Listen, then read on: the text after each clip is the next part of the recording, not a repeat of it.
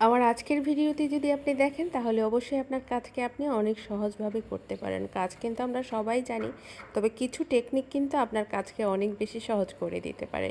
তেমনই একটা ভিডিও নিয়ে আজকে আমি আপনাদের সামনে হাজির হয়েছি। আসসালামু আলাইকুম সবাইকে। আলহামদুলিল্লাহ আমরা ভালো আছি। আশা করি আপনারাও ভালো আছেন। যে যেখান থেকে দেখছেন সম্পূর্ণ ভিডিওটি দেখার জন্য আমন্ত্রণ রইল। আর যারা ভিডিও দেখতে দেখতে ফলো সাবস্ক্রাইব করতে ভুলে যান তাদের কাছে রিকোয়েস্ট রইল, প্লিজ একটু ফলো সাবস্ক্রাইব করে দিবেন। প্রথম যে টিপসটা শেয়ার করতেছি আপনাদের সাথে, সরিষা কিন্তু বিভিন্ন প্রয়োজনে আমাদের কাজে লাগে। সেই ক্ষেত্রে আপনি যদি সরিষাটা হালকা একটু গরম পানি দিয়ে ভিজিয়ে রাখেন, এরপরে ভালো করে পরিষ্কার করে তার মধ্যে একটু কাঁচামরিচ, একটু লবণ দিয়ে তারপরে বেটে নেন। তাতে করে করে কিন্তু সরিষার যে তিতা ভাব, লবণ আর কাঁচামরিচের কারণে কিন্তু সরিষার সেই তিতা ভাবটা থাকবে না।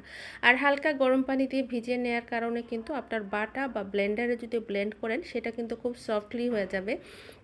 আমরা সবাই জানি সরিষা আর পোস্তদানা কিন্তু সহজে ব্লেন্ড হতে চায় না, বাটাও হতে চায় না। তো এই সরিষা এবং পোস্তদানার ক্ষেত্রে কিন্তু আপনি হালকা একটু গরম পানিতে ভিজিয়ে রাখবেন, দেখবেন বাটতে এবং ব্লেন্ড করতে খুবই সহজ হবে। এরপরে যে টিপসটা শেয়ার করতেছি, আমাদের ঘরে কিন্তু অনেক সময় ছবি দীর্ঘদিন পরে থেকে নষ্ট হয়ে যায়। সেক্ষেত্রে আপনি যদি এরকম একটা কস্টেপের মধ্যে ছবিটাকে বসিয়ে আরেক পিঠে কস্টেপটা দিয়ে দুই পাশেই কস্টেপটা লাগিয়ে কেচি দিয়ে দুই সাইড থেকে কেটে এটাকে সমান করে ঘরের মধ্যে রেখে দেন, দীর্ঘদিনেও কিন্তু কয়েক বছরও আপনার কিন্তু কিছু হবে না। চাইলে এই টেকনিকটা আপনি বড় ছবির ক্ষেত্রেও অ্যাপ্লাই করতে পারেন।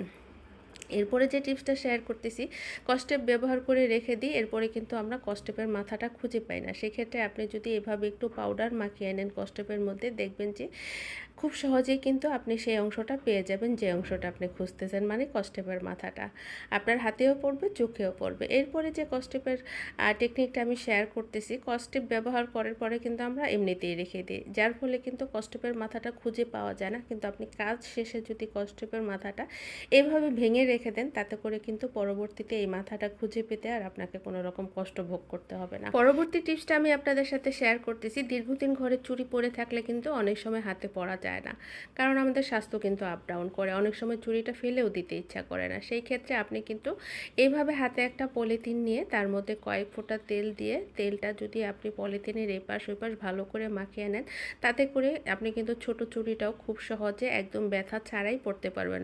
সত্যিই কিন্তু আমার চুড়িটা ছোট ছিল এবং আপনাদেরকে আমি এই টেকনিকে পরে দেখালাম। এরপরে যদি মনে করেন যে আপনার হাতের চুড়িটা ছোট হয়ে গেছে, খুলতে পারছে না, সেম টেকনিকে পলিথিন দিয়ে আপনি কিন্তু এইভাবে চুড়িটাকে খুব সহজে খুলে নিতে পারবেন। এতে কিন্তু হাত কেটে যাওয়ারও ভয় থাকবে না, হাতে ব্যথা পাওয়ারও কোনো রকম সম্ভাবনা থাকবে না। আপনারা যদি একবার ট্রাই করেন তাহলেই কিন্তু আমার টিপসগুলি বুঝতে পারবেন যে এই টিপসগুলি আসলে কতটা ইউজফুল।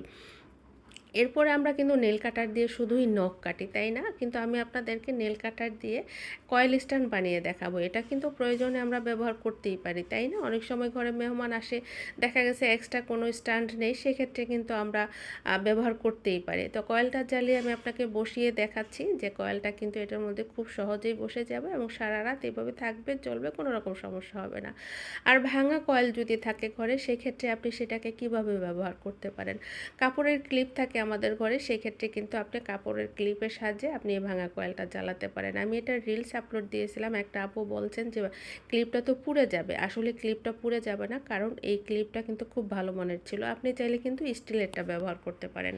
আজকের মতো আমার টিপসের পর্ব এখানে শেষ করছি আমি, কিন্তু যারা আমার নিয়মিত ভিডিও দেখেন বা নতুন দেখছেন তাদের কাছে আমার অনুরোধ রইল, প্লিজ আমার এই ধরনের ভিডিও আপনাদের কেমন লাগে আমাকে একটু লাইক কমেন্টস করে জানাবেন। আপনার একটা লাইক, কমেন্টস, ফলো, সাবস্ক্রাইব কিন্তু আমার স্বপ্নটাকে পূরণ করতে পারে।